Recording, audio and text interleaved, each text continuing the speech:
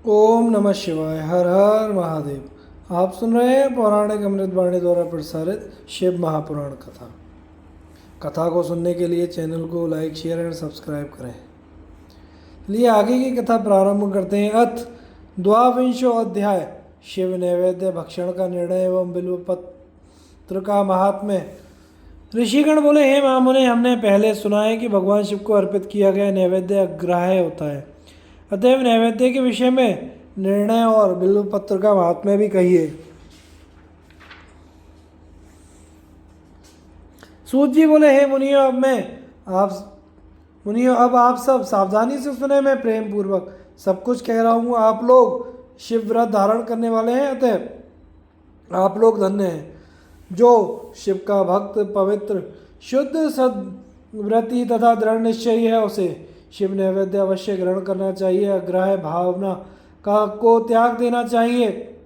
शिव नैवेद्य को देखने मात्र से ही सभी पाप दूर हो जाते हैं और शिव नैवेद्य भक्षण करने से तो करोड़ों पुण्य स्वतः ही आ जाते हैं। हजार यज्ञों की बात कौन कहे, अर्बुद यज्ञ करने से भी वह पुण्य प्राप्त नहीं होता जो शिव नैवेद्य खाने से प्राप्त हो जाता है। शिव का नैवेद्य खाने से तो शिव सायुज्य की प्राप्ति हो जाती है। जिस घर में शिव को नैवेद्य लगाया जाता है या अन्यत्र से शिव को समर्पित नैवेद्य प्रसाद रूप में आ जाता है, वह घर पवित्र हो जाता है और वह अन्य को भी पवित्र करने वाला होता है। आए हुए शिव नैवेद्य को प्रसन्नता पूर्वक सिर झुकाकर ग्रहण करके भगवान शिव का स्मरण करते हुए उसे खा लेना चाहिए। आए हुए शिव नैवेद्य को दूसरे समय में ग्रहण करूंगा, ऐसी भावना करके जो मनुष्य उसे ग्रहण करने में विलंब करता है, उसे पाप लगता है। जिसमें शिव नैवेद्य ग्रहण करने की इच्छा उत्पन्न नहीं होती, वह महान पापी होता है और निश्चित रूप से नरक में जाता है।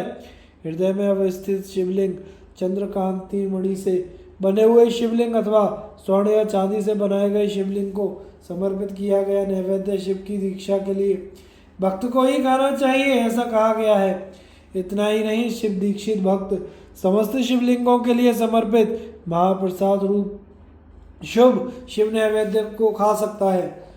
जिस मनुष्य ने अन्य देवों की दीक्षा ली है और शिव की भक्ति में वे अनुरक्त रहते हैं, उनके लिए शिव नैवेद्य के भक्षण के विषय में निर्णय को प्रेम पूर्वक आप सब सुने। हैं ब्राह्मणों, शालग्राम में उत्पन्न शिवलिंग, रसलिंग, पारदलिंग, पाषाणलिंग, रजतलिंग, स्वर्णलिंग, देवों और सिद्ध मुनियों द्वारा प्रतिष्ठित शिवलिंग, केसर के बने हुए लिंग, स्फटिक लिंग, रत्नलिंग और ज्योतिर्लिंग आदि समस्त लिंगों के लिए समर्पित नैवेद्य का भक्षण करना चांद्रायण व्रत के समान फल देने वाला कहा गया है। यदि ब्रह्म हत्या करने वाला भी पवित्र होकर शिव का पवित्र निर्माल्य धारण करता है और उसे खा जाता है और उसके संपूर्ण पाप नष्ट हो जाते हैं। जहाँ चंड का अधिकार हो, वहाँ शिवलिंग के लिए समर्पित नैवेद्य का भक्षण मनुष्यों को नहीं करना चाहिए।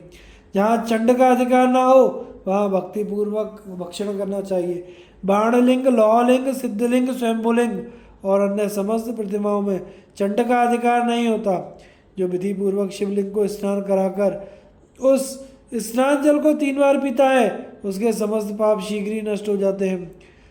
चंड के द्वारा अधिकृत होने के कारण अग्राह्य शिव नैवेद्य, पत्र, पुष्प, फल और जल, यह सब शालग्राम शिला के स्पर्श से ही पवित्र हो जाते हैं। हे मुनीश्वरों, शिवलिंग के ऊपर जो द्रव्य चढ़ाया जाता है वह ग्राह्य है और जो लिंग के स्पर्श से बाहर है उसे पवित्र जानना चाहिए। हे मुनीश्वरों, इस प्रकार मैंने शिव नैवेद्य का निर्णय कह दिया। अब आप सब सावधानी पूर्वक बिल्व पत्र के महात्म्य को आदर पूर्वक सुने। बिल्व वृक्ष तो महादेव स्वरूप है, देवों के द्वारा भी इसकी स्तुति की गई है। जिस किसी प्रकार से उसकी महिमा को कैसे जाना जा सकता है। संसार में जितने भी प्रसिद्ध तीर्थ हैं, वे सब तीर्थ बिल्व के मूल में निवास करते हैं। जो पुण्य आत्मा बिल्व के मूल में लिंग रूपी अव्यय भगवान महादेव की पूजा करता है, वह निश्चित रूप से शिव को प्राप्त कर लेता है। जो प्राणी बिल्व वृक्ष के मूल में शिव जी के मस्तक पर अभिषेक करता है, वह समस्त तीर्थों में स्नान करने का फल प्राप्त कर पृथ्वी पर पवित्र हो जाता है। इस बिल्व वृक्ष के मूल में बने हुए उत्तम थाले को जल से परिपूर्ण देखकर भगवान शिव अत्यंत प्रसन्न होते हैं।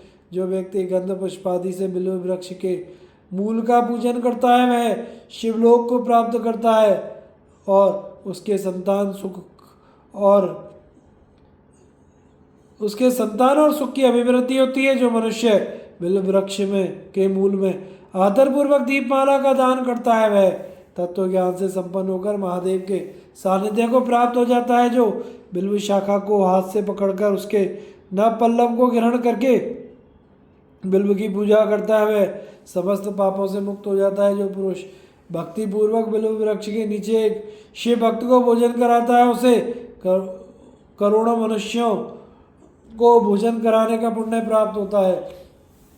जो बिल्व वृक्ष के नीचे दूध और घी से युक्त अन्न शिव भक्त को प्रदान करता है वह दरिद्र नहीं रह जाता। हे ब्राह्मणों, इस प्रकार मैंने सांगोपांग शिवलिंग के पूजन विधान को कह दिया है। इसमें भी प्रवृत्तों और निवृत्तों के लिए दो भेद हैं। प्रवृत्ति मार्गियों के लिए पीठ पूजा इस भूतल पर संपूर्ण अभिष्ट वस्तुओं को देने वाली होती है तथा प्रवृत्त पुरुष को चाहिए कि सुपात्र गुरु आदि के द्वारा ही सारी पूजा संपन्न करे। शिवलिंग का अभिषेक करने के पश्चात अग्नि अन्न से नैवेद्य लगाना चाहिए। पूजा के अंत में उस शिवलिंग को किसी शुद्ध पुट डब्बे में रख देना चाहिए अथवा किसी दूसरे शुद्ध घर में स्थापित कर देना चाहिए। निवृत्ति मार्गी उपासकों के लिए हाथ पर ही शिव पूजा का विधान है। उन्हें भिक्षा आदि से प्राप्त अपने भोजन को ही नैवेद्य रूप में अर्पित कर देना चाहिए। निवृत्ति मार्गियों के लिए परात पर सूक्ष्म लिंगी श्रेष्ठ बताया गया है। उन्हें चाहिए कि विभूति से ही पूजा करें और विभूति का ही नैवेद्य शिव को प्रदान करें। पूजा करने के पश्चात उस विभूति स्वरूप लिंग को सिर पर सदा धारण करना चाहिए। इस प्रकार श्री शिव महापुराण के अंतर्गत प्रथम विद्वेश्वर संहिता का साध्य साधन खंड में शिव नैवेद्य वर्णन नामक 22वां अध्याय पूर्ण हुआ। अथ त्रयोविंशो अध्याय भस्म रुद्राक्ष और शिव नाम के महात्म्य का वर्णन। ऋषिगण बोले, हे महाभाग व्यास सूत जी, आपको नमस्कार है। अब आप उस परम उत्तम भस्म महात्म्य का विस्तार पूर्वक वर्णन कीजिए। भस्म महात्म्य, रुद्राक्ष महात्म्य तथा उत्तम नाम महात्म्य, इन तीनों का परम प्रसन्न पूर्वक प्रतिपादन कीजिए और हमारे हृदय को आनंदित कीजिए। सूत जी बोले, हे महर्षि, आप लोगों ने बहुत उत्तम बात पूछी है। यह समस्त लोगों के लिए हितकारक विषय है। आप लोग महाधन्य, पवित्र तथा अपने कुल के भूषण स्वरूप हैं। इस संसार में कल्याणकारी परम देव स्वरूप भगवान शिव जिनके देवता हैं, ऐसे आप सबके लिए यह शिव कथा अत्यंत प्रिय है। वे ही धन्य और कृतार्थ हैं। उन्हीं का शरीर धारण करना भी सफल है और उन्होंने ही अपने कुल का उद्धार कर लिया है। जो शिव की उपासना करते हैं, जिनके मुख में भगवान शिव का नाम है, जो अपने मुख से सदा शिव शिव इस नाम का उच्चारण करते हैं, उन पाप उनका उसी तरह स्पर्श नहीं करते जैसे खदिर वृक्ष के अंगार को छूने का कोई साहस नहीं कर सकता। हे शिव, आपको नमस्कार है। श्री शिवाय नमस्तुभ्यम। जिस मुख से ऐसा उच्चारण होता है वह मुख समस्त पापों का विनाश करने वाला पावन तीर्थ बन जाता है। जो मनुष्य प्रसन्नता पूर्वक उस मुख का दर्शन करता है उसे निश्चय ही तीर्थ सेवन जनित फल प्राप्त होता है। ब्राह्मणों, शिव का नाम, विभूति तथा रुद्राक्ष ये तीनों त्रिवेणी के समान परम पुण्य वाले माने गए हैं। जहाँ ये तीनों शिवतर वस्तुएं सर्वदा रहती हैं, उनके दर्शन मात्र से मनुष्य त्रिवेणी स्नान का फल पा लेता है। जिसके शरीर पर भस्म, रुद्राक्ष, मुख में शिव नाम, ये तीनों नित्य विद्यमान रहते हैं, उसका पाप विनाशक दर्शन संसार में दुर्लभ है। उस पुण्यात्मा का दर्शन त्रिवेणी के समान है। भस्म, रुद्राक्ष तथा शिव नाम का जप करने वाले और त्रिवेणी, इन दोनों में रंच मात्र भी अंतर नहीं है। ऐसा जो नहीं जानता वह निश्चित ही पापी है, इसमें संदेह नहीं। जिसके मस्तक पर विभूति नहीं, अंग में रुद्राक्ष नहीं है और मुख में शिव में वाणी नहीं है, उसे अधम व्यक्ति के समान त्याग देना चाहिए। भगवान शिव का नाम गंगा है, विभूति यमुना मानी गई है तथा रुद्राक्ष को सरस्वती कहा गया है। इन तीनों की संयुक्त त्रिवेणी समस्त पापों का नाश करने वाली है। बहुत पहले की बात है, हितकारी ब्रह्मा ने जिसके शरीर में उक्त ये तीनों त्रिपुंड रुद्राक्ष और शिवनाम संयुक्त रूप से विद्यमान थे, उनके फल को तुला के पलड़े में एक ओर रखकर त्रिवेणी में स्नान करने से उत्पन्न फल को दूसरी ओर के पलड़े में रखा और तुलना की तो दोनों ही बराबर उतरे। अतएव विद्वानों को चाहिए कि इन तीनों को सदा अपने शरीर पर धारण करें। उसी दिन से ब्रह्मा विष्णु आदि देव भी दर्शन मात्र से पापों को नष्ट कर देने वाले इन तीनों रुद्राक्ष विभूति और शिव नाम को धारण करने लगे। ऋषिगण बोले, हे सुब्रत, भस्म रुद्राक्ष और शिवनाम इन तीनों को धारण करने से इस प्रकार उत्पन्न होने वाले फल का वर्णन तो आपने कह दिया, किंतु अब आप विशेष रूप से उनके महात्म्य का वर्णन करें।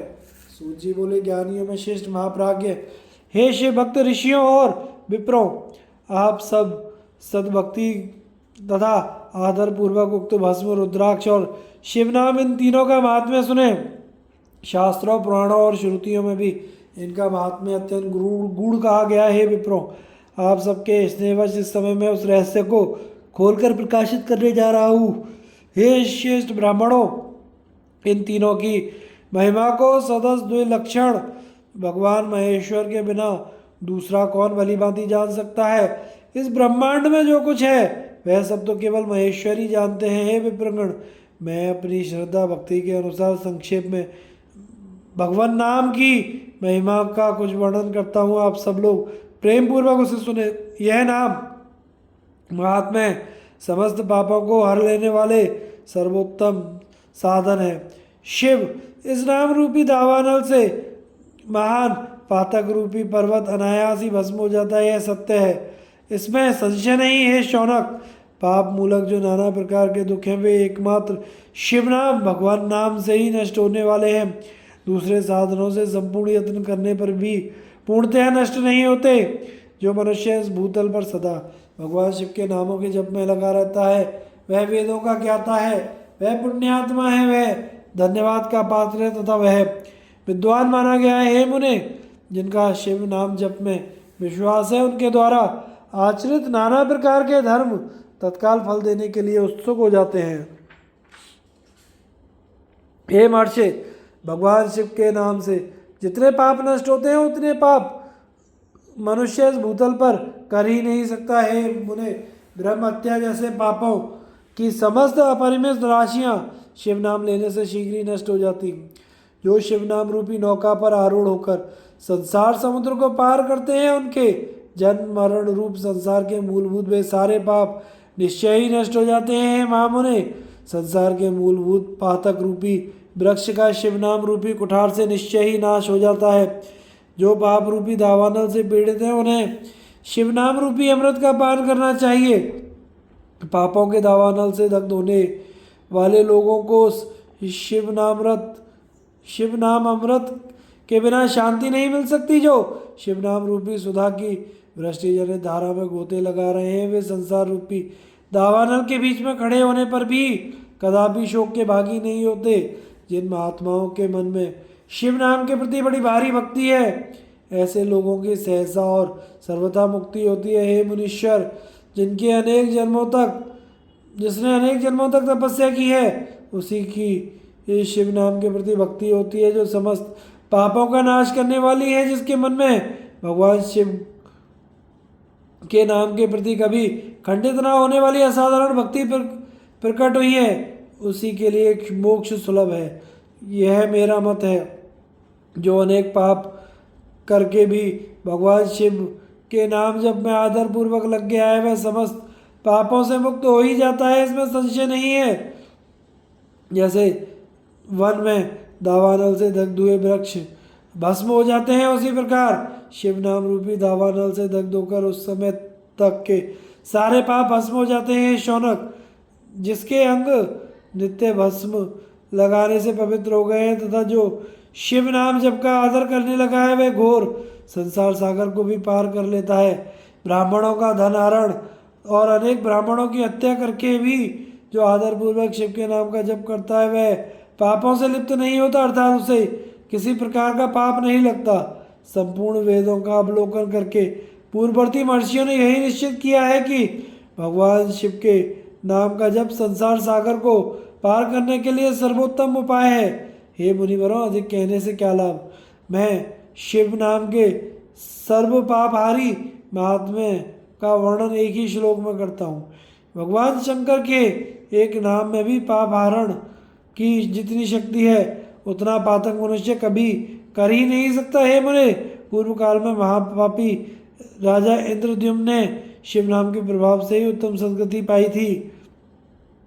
इसी तरह कोई ब्राह्मणी युवती भी जो बहुत पाप कर चुकी हो, इस शिव नाम के प्रभाव से ही उत्तम गति को प्राप्त हुई। हे द्विजवरों, इस प्रकार मैंने आप लोगों से भगवान नाम के उत्तम महात्म्य का वर्णन किया। वह आप लोग भस्म का महात्म्य सुने, जो समस्त पावन और वस्तुओं को भी पवित्र करने वाला है। इस प्रकार शिव महापुराण में प्रथम विद्येश्वर संहिता के सातवें साधन खंड में शिव नाम महात्म्य वर्णन नामक 23वां अध्याय पूर्ण हुआ। अथ चतुर्विंशो अध्याय भस्म महात्म्य का निरूपण। सूत जी बोले, हे महर्षियों, भस्म संपूर्ण मंगलों को देने वाला है तथा उत्तम है। उसके 2 भेद बताए गए हैं, मैं उन भेदों का वर्णन करता हूँ। आप लोग सावधान होकर सुनिए। एक को महाभस्म जाना चाहिए, दूसरे को स्वल्प भस्म। महाभस्म के भी अनेक भेद हैं, वह 3 प्रकार का कहा गया है। श्रौत, स्मार्त, लौकिक। स्वल्प भस्म के भी बहुत से भेदों का वर्णन किया गया है। श्रौत और स्मार्त भस्म केवल द्विजों के ही उपयोग में आने के योग्य कहा गया है। तीसरा जो लौकिक भस्म है वह अन्य लोगों के भी उपयोग में आ सकता है। श्रेष्ठ महर्षियों ने यह बताया कि द्विजों को वैदिक मंत्र के उच्चारण पूर्वक भस्म धारण करना चाहिए। दूसरे लोगों के लिए बिना मंत्र के ही केवल धारण करने का विधान है। जले हुए गोबर से उत्पन्न होने वाले भस्म आग्नेय कह रहा था, हे महामुने, वह भी त्रिपुंड का द्रव्य है, ऐसा कहा गया है।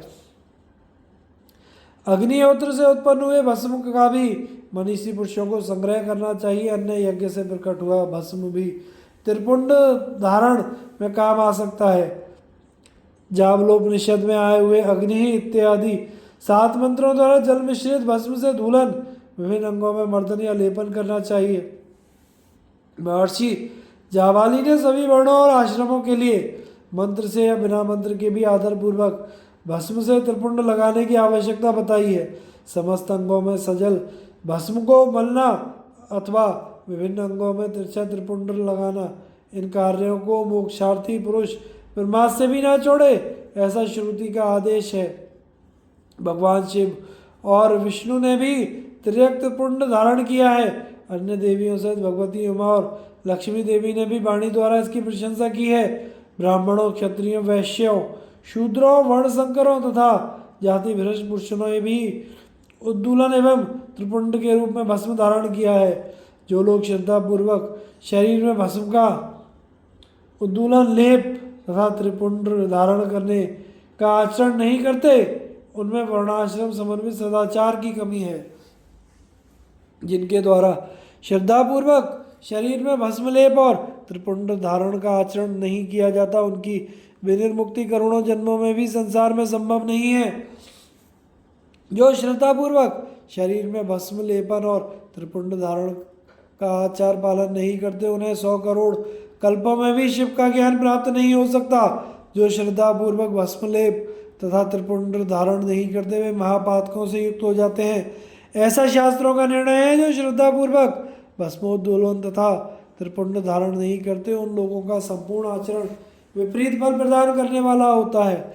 हे मुनियों, जो महापातकों से युक्त और समस्त प्राणियों से द्वेष करने वाले हैं, वे ही त्रिपुंड धारण तथा भस्मोद्दोलन से अत्यधिक द्वेष करते हैं। जो आत्मज्ञानी मनुष्य शिवाग्नि का कार्य करके त्रयाशुषम जमदग्ने इस मंत्र से भस्म का इस मात्र स्पर्श ही कर लेता है, वह समस्त पापों से मुक्त हो जाता है। जो मनुष्य तीनों संध्या कालों में श्वेत भस्म के द्वारा त्रिपुंड धारण करता है, वह समस्त पापों से मुक्त होकर शिव सानिध्य का आनंद लेता है। जो व्यक्ति श्वेत भस्म से अपने मस्तक पर त्रिपुंड धारण करता है, वह अनादिभूत लोकों को प्राप्त कर अमर हो जाता है।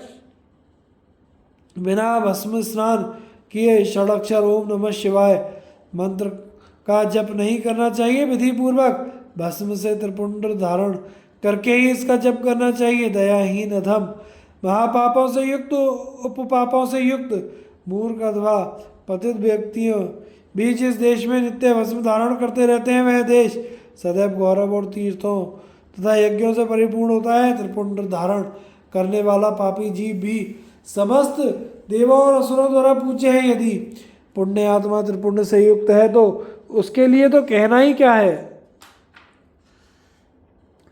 भस्म धारण करने वाला शिव ज्ञानी जिस देश में स्वेच्छा से चला जाता है उस देश में समस्त तीर्थ आ जाते हैं। इस विषय में और अधिक क्या कहा जाए। विद्वानों को सदैव भस्म धारण करना चाहिए एवं लिंगार्चन करके षडाक्षर मंत्र का जाप करना चाहिए। ब्रह्मा विष्णु रुद्र मुनिगण देवताओं के द्वारा भी भस्म धारण करने के महत्व का वर्णन किया जाना संभव नहीं है। जिसने अपने तथा आश्रम धर्म से संबंधित आचार क्रियाएं लुप्त कर दी हैं, यदि वह भी त्रिपुंड धारण करता है तो समस्त पापों से मुक्त हो जाता है। जो भस्म धारण करने वाले को त्याग कर धार्मिक कृत्य करते हैं उनके करोड़ों जन्म लेने पर भी संसार से मुक्ति प्राप्त नहीं हो पाती है। जिस ब्राह्मण ने भस्म से अपने सिर पर त्रिपुंड धारण कर लिया उसे मानो गुरु से सब कुछ पढ़ लिया और सभी धार्मिक अनुष्ठान कर लिए। जो मनुष्य भस्म धारण करने वाले को देखकर उसे कष्ट देते हैं वे निश्चित ही चांडाल से उत्पन्न हुए हैं, ऐसा विद्वानों को जानना चाहिए। भक्ति परायण ब्राह्मण और क्षत्रिय को मां नस्तों के तने इस मंत्र से अभिमंत्रित भस्म को शास्त्र सम्मत कहे गए अंगों पर धारण करना चाहिए। वैश्य त्र्यंबकम यजामहे इस मंत्र से शूद्र शिवाय नमः इस पंचाक्षर मंत्र से भस्म को अभिमंत्रित करके धारण करे। विधवा स्त्रियों के लिए भस्म धारण की विधि शूद्रों के समान कही गई है। 5 ब्रह्मादि मंत्रों से अभिमंत्रित भस्म के द्वारा गृहस्थ त्रिपुंड धारण करे। ब्रह्मचारी त्र्यंबकम यजामहे इस मंत्र से भस्म को अभिमंत्रित करे और वानप्रस्थी अघोरेभ्योऽथ इस मंत्र से भस्म को अभिमंत्रित करके त्रिपुंड धारण करे। किंतु यदि सन्यासी प्रणव के मंत्र से भस्म को अभिमंत्रित करके त्रिपुंड धारण करे। अघोर ईशान तत्पुरुष सद्योजात वामदेव के मंत्र ही पंच ब्रह्म के ध्यान है।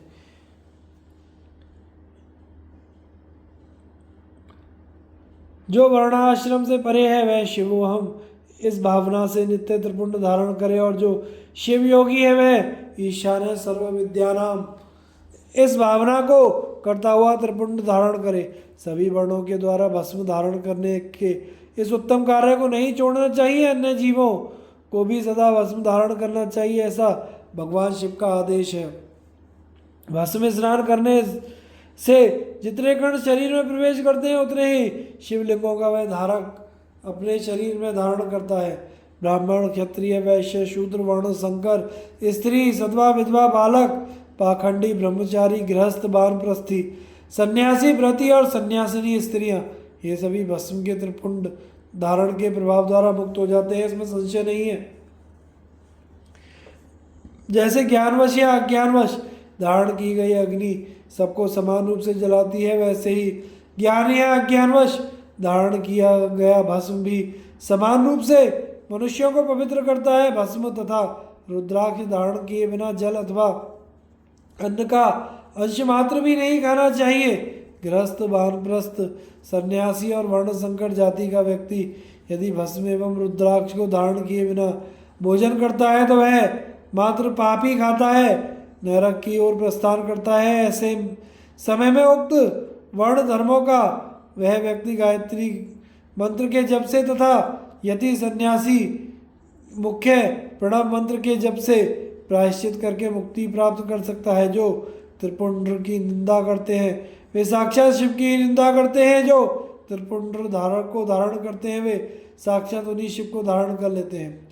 भस्म रहित भाल को धिक्कार है, शिवालय शिव मंदिर रहित ग्राम को धिक्कार है, शिवाय शिवार्चन से रहित जन्म को धिक्कार है, शिव ज्ञान रहित विद्या को धिक्कार है। जो लोग तीनों लोकों के आधार स्वरूप महेश्वर भगवान शिव की निंदा करते हैं और त्रिपुंड धारण करने वाले की निंदा करते हैं उनको तो देखने से ही पाप लगता है। वे वर्ण संकर सुअर असुर, खर, गधा, श्वान, कुत्ता, क्रोष्ट, सियार तथा कीड़े मकोड़े के समान उत्पन्न होते हैं।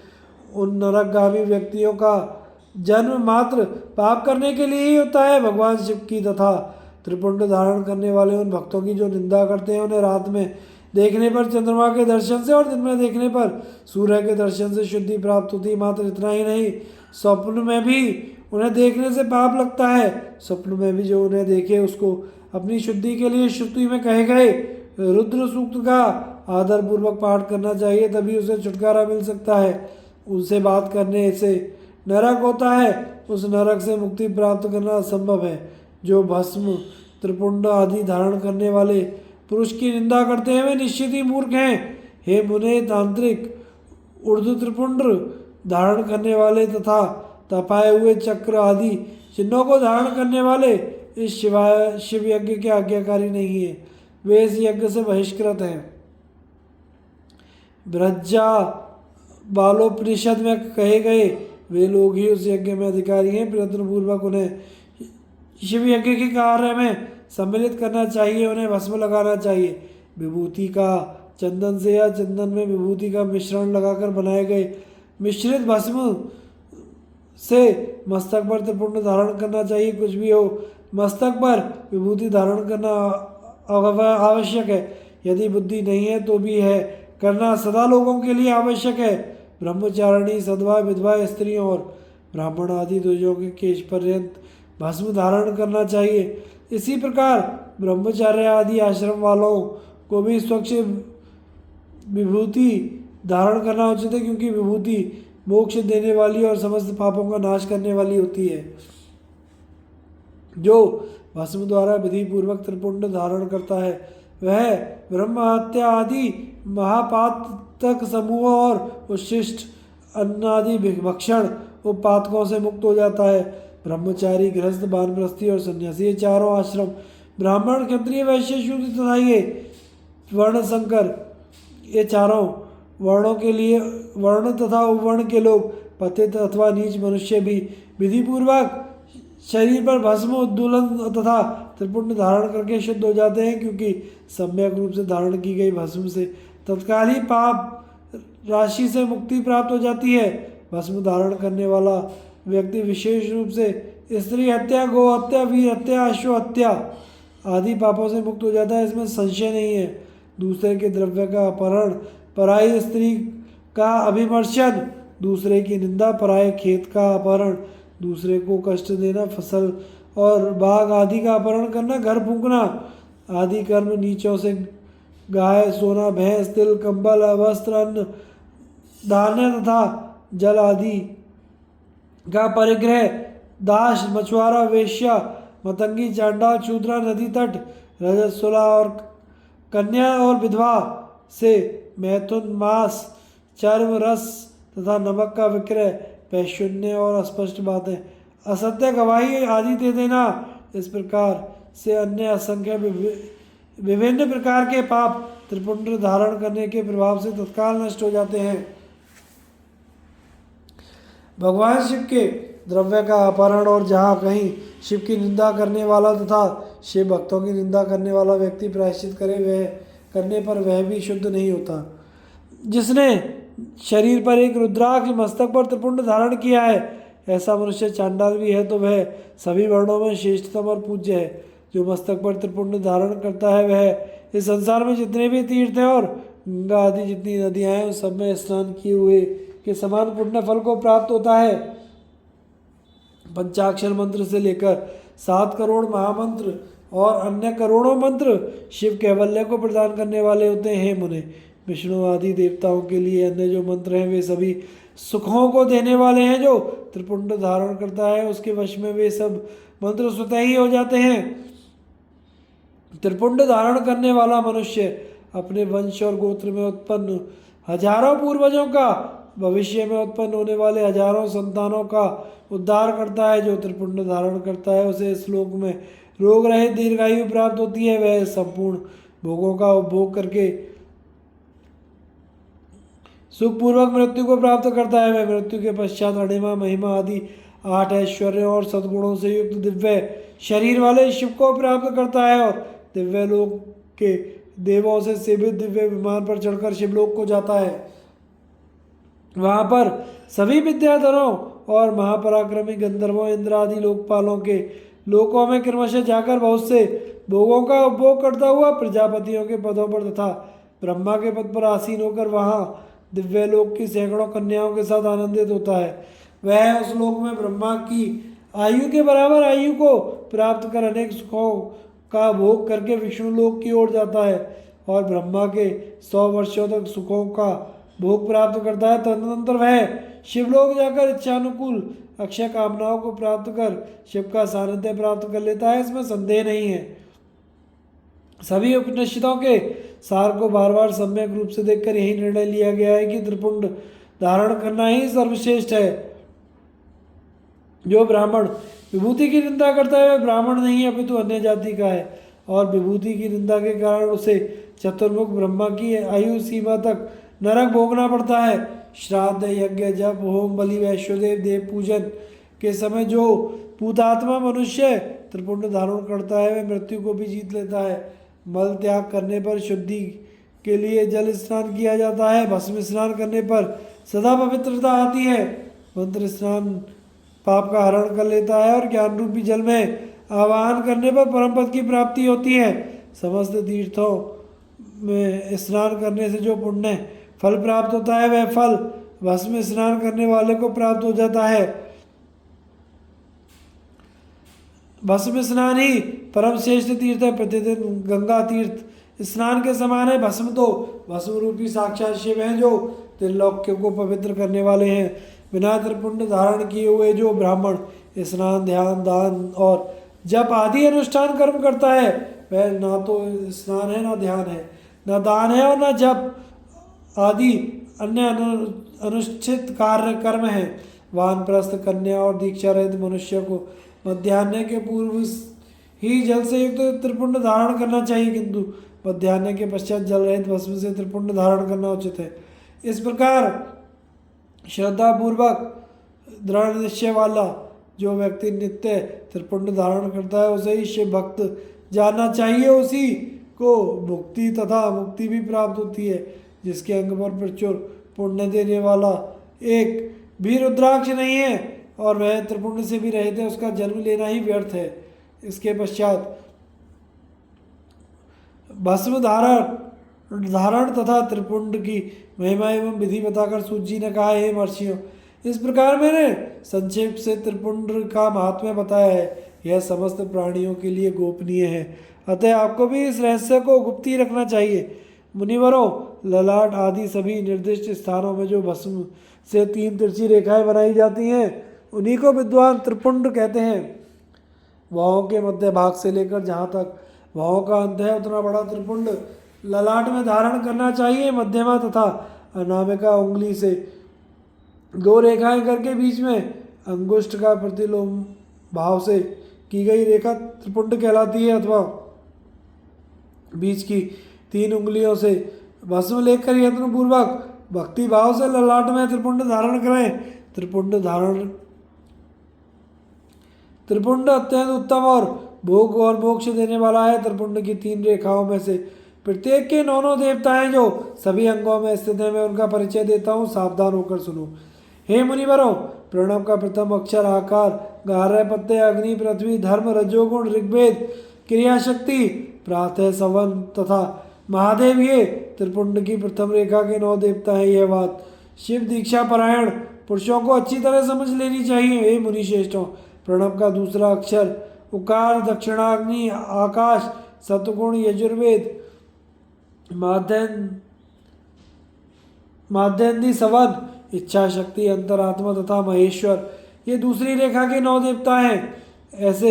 ऐसा शिव दीक्षित लोगों को जानना चाहिए। हे मुनि श्रेष्ठों, प्रणव का तीसरा अक्षर मकर, आवनीय, अग्नि, परमात्मा, तमोगुण, द्युलोक, ज्ञान शक्ति, सामवेद, तृतीय सवन, शिव ये तीसरी रेखा के 9 देवता हैं। ऐसा शिव दीक्षित भक्तों को जानना चाहिए। इस प्रकार स्थान देवताओं को उत्तम भक्ति भाव से नित्य नमस्कार करके स्नान आदि से शुद्ध हुआ पुरुष यदि त्रिपुंड धारण करे और भोग और मोक्ष की तो वह भोग और मोक्ष की दोनों की प्राप्ति कर लेता है। मुनीश्वरों, ये संपूर्ण अंगों में स्थान देवता बताए गए हैं। अब उनसे संबंधित स्थान बताता हूँ, भक्ति पूर्वक सुनिए।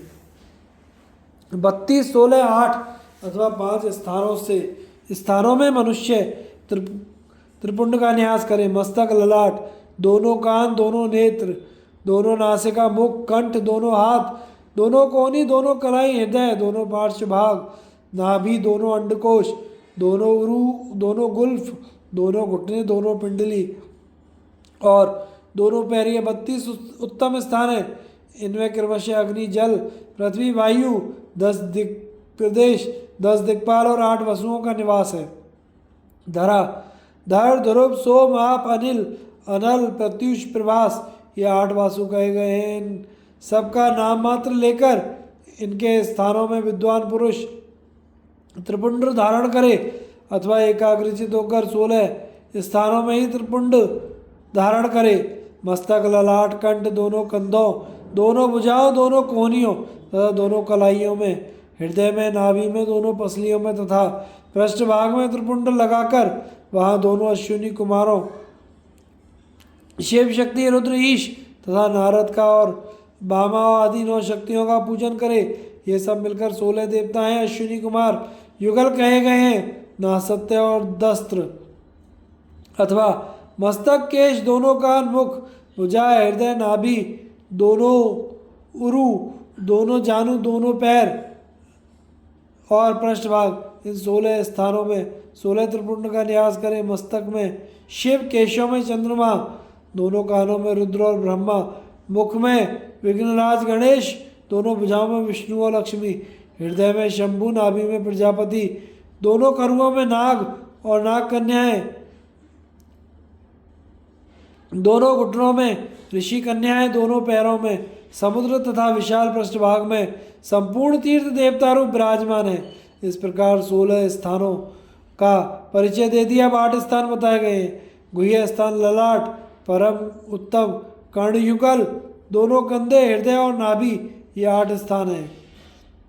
हे मुनीश्वरों, भस्म के स्थान को जानने वाले विद्वानों ने इस तरह 8 स्थानों का परिचय दिया है। अथवा मस्तक, दोनों भुजाएं, हृदय और नाभि, इन 5 स्थानों को भस्म वेत्ता पुरुषों ने भस्म धारण के योग्य बताया है। यथा संभव देश काल आदि की अपेक्षा रखते हुए उद्दूलन को अभिमंत्रित करना, जल में मिलाना आदि कार्य करे। यदि उद्दूलन में भी असमर्थ हो तो त्रिपुंड आदि लगाए। त्रिनेत्रधारी, तीनों गुणों के आधार और तीनों देवताओं के जनक भगवान शिव का स्मरण करते हुए नमः शिवाय कहकर ललाट में त्रिपुंड लगाए। ईशाभ्याम नमः ऐसा कहकर दोनों पार्श्व भाग में त्रिपुंड धारण करे। बीजाभ्याम नमः यह बोलकर दोनों प्रकोष्ठों में भस्म लगाए। पितृभ्याम नमः कहकर नीचे के अंग में, उमेशाभ्याम नमः कहकर ऊपर के अंग में तथा भीमाय नमः कहकर पीठ में और सिर के पिछले भाग में त्रिपुंड लगाना चाहिए। इस प्रकार शिव महापुराण के प्रथम विद्येश्वर संहिता के साधन खंड में भस्माधारण वर्णन नामक 24वां अध्याय पूर्ण हुआ। तो आगे की कथा का प्रसारण हम अगले भाग में करेंगे। कथा को सुनते रहिए और हमारे चैनल को लाइक, शेयर एंड सब्सक्राइब कीजिए। हर हर महादेव।